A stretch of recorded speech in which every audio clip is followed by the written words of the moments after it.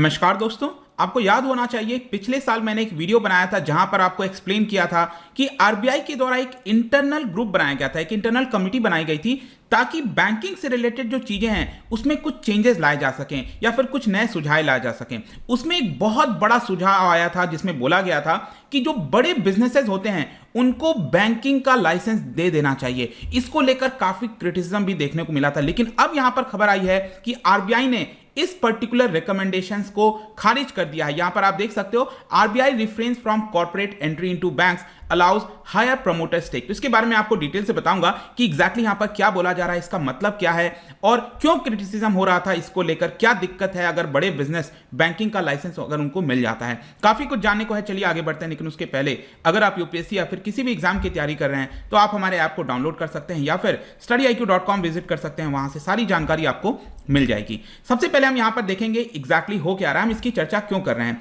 देखिए, आरबीआई ने यहां पर ये वाला जो प्रपोजल है, मैंने आपको क्या बताया कि जो बड़े कॉर्पोरेट हाउसेस होते हैं जैसे कि टाटा हो गया या फिर आप रिलायंस की बात करिए, ये जो बहुत बड़े बड़े बिजनेसेस हैं अगर उनको बैंकिंग का लाइसेंस दे दिया जाए, ऐसा सुझाव दिया गया था पिछले साल। अब पिछले साल अब आप देख सकते हो 20 नवंबर को ये आपका मैंने आपको लगाया है, ये जो सर्कुलर है 20 नवंबर का है। इसके अंदर ये बोला गया है कि 12 जून 2020 को आरबीआई ने एक इंटरनल वर्किंग ग्रुप गठन किया था। मतलब आरबीआई के अंदर ही एक इंटरनल वर्किंग ग्रुप का गठन किया गया था और उनसे बोला गया था कि जो गाइडलाइंस होती हैं ओनरशिप को लेकर, बैंकिंग के ओनरशिप को लेकर, उसमें क्या बदलाव करना चाहिए। और उसके अंदर यहां पर जो सुझाव है वो ये दिया गया था कि जो बड़े बिजनेसेस होते हैं उनको हम लाइसेंस प्रोवाइड कर सकते हैं। लेकिन अभी रिसेंटली आप देख सकते हो 26 नवंबर की ये खबर है, इसके अंदर आरबीआई ने बोला है कि हमने बहुत सारे जो रिकमेंडेशन है, मतलब कि ये जो इंटरनल वर्किंग ग्रुप था, इन्होंने करीब 33 रिकमेंडेशन सुझाए थे, उसमें से हमने करीब 21 रिकमेंडेशंस को मान लिया है।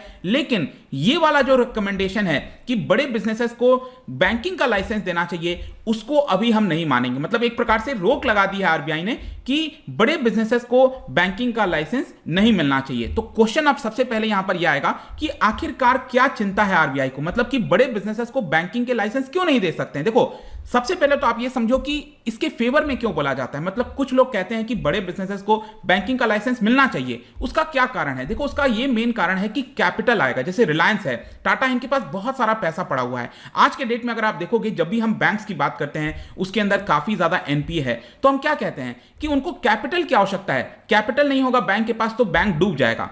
तो जो लोग फेवर करते हैं कि बड़े बिजनेसेस को बैंकिंग का लाइसेंस मिलना चाहिए, वो इसलिए कहते हैं कि कैपिटल बहुत सारा आ जाएगा इन बिजनेसेस से, जो मैनेजरियल कॉम्पिटेंस है, क्योंकि ये बहुत बड़े बड़े बिजनेसेस हैं, इनके पास वो कैपेसिटी होती है कि चाहे बैंक हो, कोई भी बिजनेस हो, उसको वो हैंडल कर सकते हैं। तो इसलिए ज्यादातर कई सारे लोग कहते हैं कि उनको बैंकिंग का लाइसेंस मिलना चाहिए। लेकिन जो सबसे बड़ा प्रॉब्लम है इसके अंदर, जो सबसे बड़ी रुकावट है, दिक्कत है, वो ये है कि आप खुद सोच के देखो, जो बिजनेसेस हैं उनके पास पैसा कहां से आता है, वो ऑटोमेटिकली बैंक से ही तो उधार लेते हैं। तो अब आप खुद सोचो, अगर किसी बिजनेसेस का खुद का ही बैंक होगा तो वो आराम से अपने ही बैंक से अपने पास पैसा ले लेगा और वो उसको अच्छे तरीके से शायद मैनेज नहीं करेगा। तो ये जो चिंताएं हैं, जिसको बोला जाता है डिटेक्ट सेल्फ डीलिंग या फिर कनेक्टेड लैंडिंग, मैं आपको बताऊंगा इसके बारे में डिटेल से आगे। इसके चिंताओं की वजह से यहां पर ये सबसे ज्यादा वरी है कि उनको यहां पर बैंकिंग का लाइसेंस नहीं मिलना चाहिए, क्योंकि अगर उनको बैंकिंग का लाइसेंस मिल गया तो वो अपने ही बैंक से एक प्रकार से लोन लेंगे और वो ऑटोमेटिकली धीरे धीरे बहुत बड़ा एनपीए क्रिएट होता जाएगा, जो बैड एसेट कहते हैं, जिसको हम नॉन परफॉर्मिंग एसेट कहते हैं। और इसके अलावा यहां पर यह भी बोला जा रहा है कि जिन लोगों के पास पॉलिटिकल कनेक्शन होंगे, जैसे रिलायंस, बहुत सारे जो बड़े बड़े बिजनेसेस हैं उनके पास पॉलिटिकल कनेक्शन है, जाहिर सी बात है, कोई बात छुपी हुई तो है नहीं कि डायरेक्टली जो रूलिंग पार्टी है उनके साथ इनके काफी ज्यादा कनेक्शन होते हैं, तो उनसे बातचीत करके वो काफी आसानी से जो लाइसेंस है बैंकिंग का वो ले लेंगे और इसकी वजह से वो लाइसेंस मिल जाएगा और अपने ही बैंक से लगातार यहां पर आगे चलकर हो सकता है कि जो पब्लिक का पैसा है वो खतरे में आ जाए, क्योंकि उस बैंक में अल्टीमेटली पब्लिक भी तो बहुत सारा पैसा डालेगी। तो वैसा नहीं होना चाहिए। अब क्वेश्चन आता है कि जो मैंने आपको टर्म बताया कनेक्टेड लैंडिंग, कनेक्टेड लैंडिंग का मतलब यही हुआ कि रिलायंस हो गया। अब रिलायंस क्या है ना कि बहुत जगह से परचेस करता है अपने, उसके कई सारे सब्सिडरी आपको देखने को मिलेंगे, कई जगह से वो रॉ मटेरियल लेता है। तो यहां पर रिलायंस क्या करेगा, हो सकता है कि ये जो मैं जस्ट एक एग्जांपल दे रहा हूं। देखो, रिलायंस कहने का मतलब है कि ऐसा नहीं कि रिलायंस करेगा, मैं जस्ट एक एग्जांपल दे रहा हूं।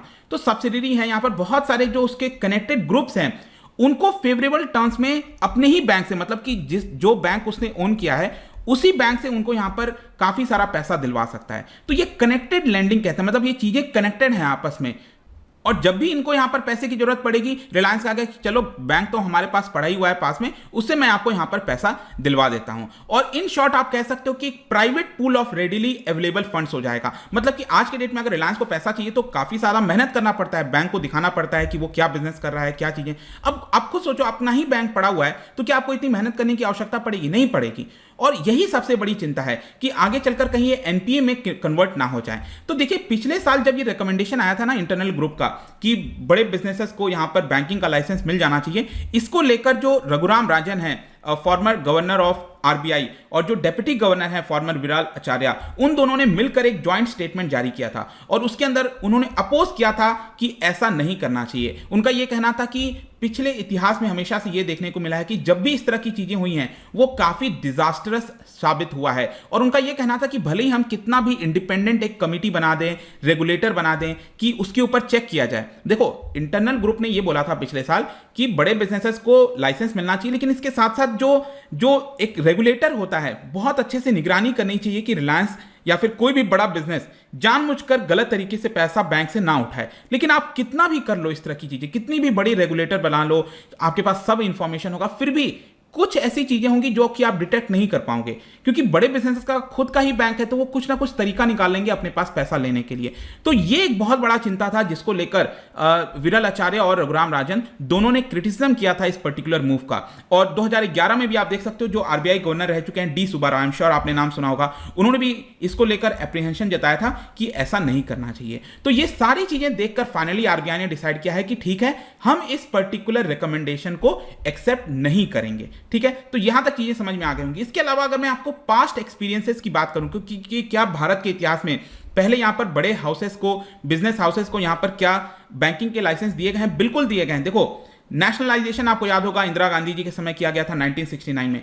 उसके पहले अगर जितने भी बैंक्स थे, प्राइवेट बैंक, वो बिजनेसेस हाउसेस के ही होते थे और उनके ऊपर इल्जाम यही लगाया जाता था कि वो अपने ही बैंक से बहुत सारा पैसा ले लेते हैं और वो एनपीए में बदल जाता है और लोगों का जो पैसा लगा था उस बैंक के अंदर वो डूब जाता है। नेशनलाइजेशन कराने का एक बहुत बड़ा कारण उस समय यह भी था कि लगातार हर रोज, मतलब कि आप कह सकते हैं हर कुछ दिन के अंदर खबर आती थी ये बैंक डूब गया, लोगों को डर लगता था कि उसका पैसा डूब गया। तो ये जो चीजें हो रही थी इसकी वजह से भी नेशनलाइजेशन किया गया था। तो उसके पहले अगर आप देखोगे तो ऐसा भारत के इतिहास में हो चुका है, लेकिन नेशनलाइजेशन कर दिया गया 1969 में, सभी बैंकों को राष्ट्रीयकरण कर दिया गया, सरकार के अंडर वो आ गए। आगे चलकर आपको याद होगा एलपीजी रिफॉर्म आया, फिर 1993 में पहला राउंड निकला जब यहां पर प्राइवेट बैंक्स को खोला गया। आपको याद होगा जो प्राइवेट बैंक एचडीएफसी निकलकर सामने आया था तो उनको यहां पर लाइसेंस जो है वो देना स्टार्ट किया गया था। उसके बाद दो और राउंड चले थे 2003-4 में, फिर 2013-14 में। इसके माध्यम से कई सारे बैंकों को यहां पर लाइसेंस दिया गया ताकि प्राइवेट प्लेयर भी इसके अंदर शामिल हो सकें। और आगे चलकर फाइनली 2016 में, याद रखिएगा आपने एक नाम सुना होगा, on tap licensing regime. On tap licensing regime का मतलब ये हुआ कि जब भी किसी प्राइवेट पर्सन को लगता है कि वो बैंक खोलना चाहता है तो वो डायरेक्टली फॉर्म सबमिट कर सकता है आरबीआई के पास और उनसे यहां पर परमिशन ले सकता है कि क्या वो बैंक को खोल सकता है कि नहीं। उसको ऑन टैप कहते हैं। मतलब कि ऐसा नहीं है कि पहले क्या होता था कि आरबीआई इशू करती थी, फॉर्म निकालती थी कि हम चाहते हैं कि यहां पर और बैंक भारत के अंदर आए, लेकिन ऑन टैप का मतलब हुआ कि अगर आप चाहते हो तो आप आरबीआई के पास डायरेक्टली अप्लाई कर सकते हो। और जाहिर सी बात है आरबीआई इतना जल्दी तुरंत किसी को बैंकिंग का लाइसेंस तो देगी नहीं, उसमें बहुत समय लग जाता है। लेकिन मैं आपको एक एग्जांपल बताता हूं, 2013-14 के समय यहां पर बहुत से जो बड़े बिजनेस हाउसेस हैं, कॉर्पोरेट हाउसेस हैं, जैसे आदित्य बिरला ग्रुप, अनिल अंबानी की जो रिलायंस कैपिटल है, अभी तो वो पूरा डूब गया है, अभी आपने सुना होगा, मैं इसके ऊपर जल्दी वीडियो बनाऊंगा कि आरबीआई ने इसके बोर्ड को टेक ओवर कर लिया, अनिल अंबानी की जो रिलायंस कैपिटल है। इसके अलावा जो बजाज ग्रुप है, इन सभी लोगों ने यहां पर बैंकिंग के लिए लाइसेंस की अर्जी दी थी आरबीआई को, लेकिन आरबीआई ने उसको उस समय माना नहीं था। तो क्वेश्चन यहां पर आपके मन में एक और आएगा कि क्या ये जो बड़े बिजनेस हाउसेस हैं, क्या वो, उनका कोई शेयर नहीं होता बैंक्स के अंदर? होता है, लेकिन एक लिमिटेड अमाउंट तक ही होता है। जैसे कि आप देख सकते हो यहां पर बोला गया है कि 10% से ज्यादा कोई भी बड़ा बिजनेस हाउस किसी भी बैंक के अंदर अपना स्टेक नहीं ले सकता, और अगर उसका स्टेक है भी 10% तो वो अपना जो इंटरेस्ट है, मतलब कि अपने बोर्ड के अंदर अपने मेंबर्स को नहीं बैठा सकता। बहुत सारे ऐसे रेस्ट्रिक्शंस लगाए गए हैं जिसकी वजह से आरबीआई ने इंश्योर किया है कि डायरेक्टली यहां पर जो बड़े बिजनेस हाउसेस हैं और जो बैंक्स हैं उनका कनेक्शन ना हो। ये सारी चीजें 2016 का जो गाइडलाइंस था ना ऑन टैप लाइसेंसिंग का, मैंने आपको बताया, वो उसके अंदर लिखा हुआ है। इसके अलावा आपके मन में एक और क्वेश्चन आता है कि जब हम कहते हैं ना बड़े बिजनेस हाउसेस, इसका मतलब क्या है? जैसे इंडस्ट्रीज होती हैं बड़ी बड़ी, उसके अंदर डेफिनेशन अगर आप देखोगे तो ये बोला गया है कि जो भी बिजनेसेस हैं जिनका नॉन फाइनेंशियल बिजनेस है और उनका एसेट 5,000 करोड़ या उससे ज्यादा है, ध्यान रखिएगा, नॉन फाइनेंशियल बिजनेस। एक तो फाइनेंशियल बिजनेस हो गया, जैसे कि इंश्योरेंस का बिजनेस है, बहुत सारी चीजें होती हैं जो फाइनेंस बिजनेस कहते हैं हम। तो नॉन फाइनेंस बिजनेस की हम बात कर रहे हैं जिसमें 40% या उससे ज्यादा जो एक्टिविटी है उस बिजनेस का वो नॉन फाइनेंशियल बिजनेस में होना चाहिए और उसका एसेट करीब 5,000 करोड़ या उससे ज्यादा होना चाहिए। ये जो कंडीशन फुलफिल होती है उसको हम कहते हैं लार्ज इंडस्ट्रियल हाउसेज, जैसे रिलायंस, टाटा, आदित्य बिरला ग्रुप, ठीक है। तो ये सारी चीजें हैं। तो आई होप कि यहां तक चीजें अब आपको समझ में आ गई होंगी। जाने से पहले एक और मैं आपको चीज बता दूं कि यहां पर जो प्रमोटर्स होते हैं उनका कितना स्टेक हो सकता है। देखो, इसको समझने की कोशिश करो। सपोज कोई प्राइवेट पर्सन ने एक बैंक को स्टार्ट किया, ठीक है, तो जब आप फाउंडर होते हो तो आप अपना 100% आपके पास स्टेक होता है। मतलब सपोज आपके 2-3 पार्टनर हैं, 2 पार्टनर हैं, तो 50-50% स्टेक आप दोनों के पास होता है, राइट। तो ये प्रमोटर होते हैं, ये फाउंडर होते हैं। फिर क्या होता है कि आरबीआई ने बोल रखा है कि धीरे धीरे आगे चलकर आपको अपना स्टेक कम करना पड़ेगा। ऐसा नहीं कि आप हमेशा अपने पास 100% स्टेक, 90% स्टेक, 80% स्टेक अपने पास रखो, ऐसा नहीं हो सकता। आरबीआई ने कहा है कि आपको अपना जो स्टेक है वो धीरे धीरे कम करना पड़ेगा।